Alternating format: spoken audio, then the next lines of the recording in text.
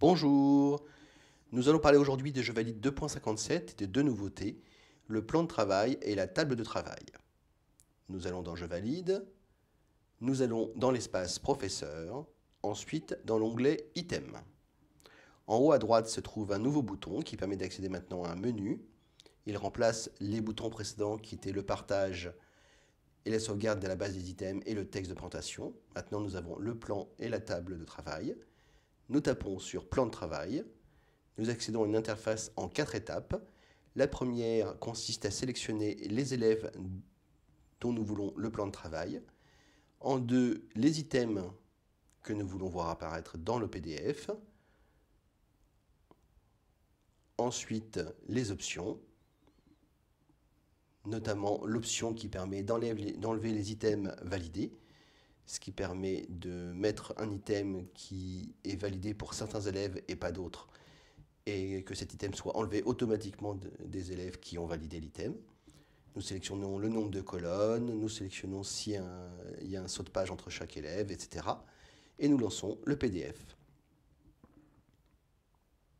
Le PDF comprend aussi une case à cocher, ou pas, ou 2, ou 3, ou 4, ou 5, et un petit rond en haut à droite, ou pas.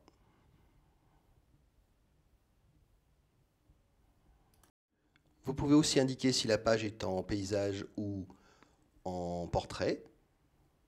Le nombre de colonnes ne change pas, donc la taille des cases change selon l'orientation. Vous pouvez choisir si vous affichez le nom des élèves, le prénom, les deux, etc. Continuons notre présentation avec maintenant la table de travail PDF qui vous permet de faire un tableau à double entrée avec les items et les élèves.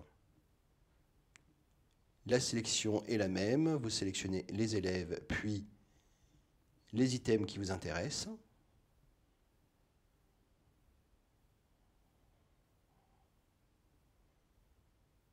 Nous allons générer tout de suite le PDF. Vous voyez 3 colonnes pour les 3 élèves, une ligne par item.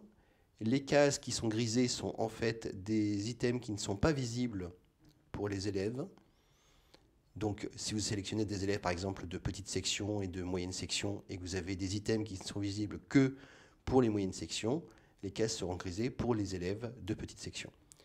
Vous avez aussi la possibilité de mettre des points de couleur, le vert pour acquis, le orange pour en cours et le jaune pour commencer, afin de montrer l'avancement des élèves dans le tableau directement.